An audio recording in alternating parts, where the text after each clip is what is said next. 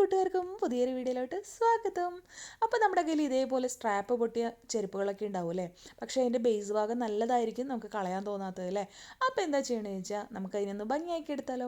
അതിനായിട്ട് സ്ട്രാപ്പ് അങ്ങ് കട്ട് ചെയ്ത് കളയാം കേട്ടോ. പൊട്ടിയ സ്ട്രാപ്പ് നമുക്ക് ആവശ്യമില്ല, കട്ട് ചെയ്ത് കളയാം.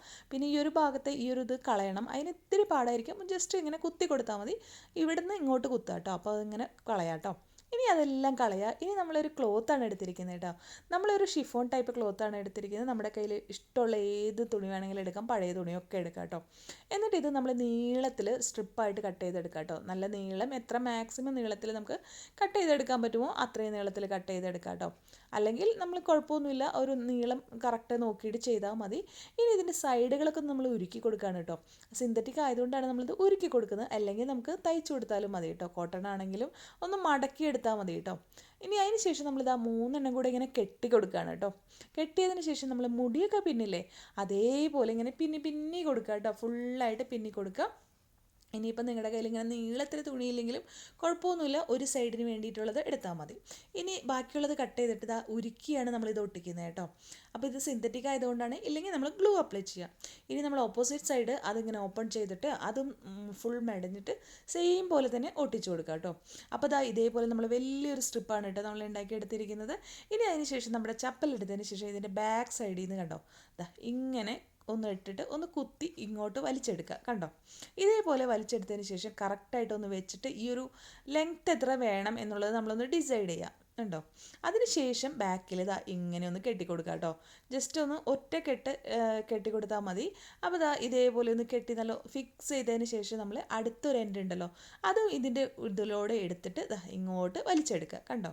ഇപ്പോൾ 2 സ്ട്രിപ്പും നമ്മളിങ്ങനെ വന്നിട്ടുണ്ട്. ഇനി ഈ ഒരു ഭാഗത്ത് നമ്മൾ കറക്റ്റായിട്ട് വെച്ചിട്ട് ഒന്ന് അടിച്ചു കൊടുത്തു കഴിഞ്ഞാൽ ആ ഹോളിലോട്ട് അതിങ്ങനെ കയറിപ്പോക്കോളൂ കേട്ടോ. നമ്മുടെ സാധാരണ സ്ട്രാപ്പ് ഇരിക്കില്ലേ, അതേപോലെ തന്നെ ഇരിക്കും. ഇനി ഇതിനെ രണ്ടിനും കൂടി നമ്മൾ ജസ്റ്റ് ഇങ്ങനെ ഒന്ന് ട്വിസ്റ്റ് ചെയ്തു കേട്ടോ. അതായത് ലെഫ്റ്റ് റൈറ്റിലോട്ട് എടുത്തിട്ട് ഒരു സൂചി നൂലെടുത്തിട്ട് അങ്ങ് തുന്നി കൊടുക്കുകയാണ് കേട്ടോ ആ എൻ്റെ ഭാഗം. അപ്പോൾ അത് ചെയ്യണമെന്ന് നിർബന്ധമൊന്നുമില്ല, പക്ഷേ നമുക്ക് ആ ഒരു കാലിടാനായിട്ടൊരു ഭംഗി വേണ്ടേ, അപ്പോൾ അതിന് വേണ്ടിയിട്ടാണ് അതൊന്ന് കെട്ടി കൊടുത്തിട്ടുണ്ട് കേട്ടോ. അതിന് ശേഷം നമ്മൾ എന്താ ചെയ്യുന്നത് വെച്ചാൽ അതാ ഈ ഒരു സ്ട്രാപ്പ് എടുക്കുക, എന്നിട്ട് ഈ ഒരു ഹോളിലൂടെ ഇങ്ങോട്ടേക്ക് ഇടുക. ഓക്കെ, അതേപോലെ തന്നെ അപ്പുറത്തെ സ്ട്രാപ്പ് കേട്ടോ, അത് കുറച്ച് നീളമുണ്ട്, കുഴപ്പമില്ല. നമുക്ക് ഇതേപോലെ ഇങ്ങോട്ടേക്ക് ഇടുക കണ്ടോ. ഓക്കെ, ഇത് നമുക്ക് അടുത്ത ചപ്പലിനും കൂടെ യൂസ് ചെയ്യാൻ വേണ്ടിയിട്ട് ഒറ്റ ലെങ്ത്തിൽ ഞാൻ പിന്നെ എടുത്താണ് കേട്ടോ.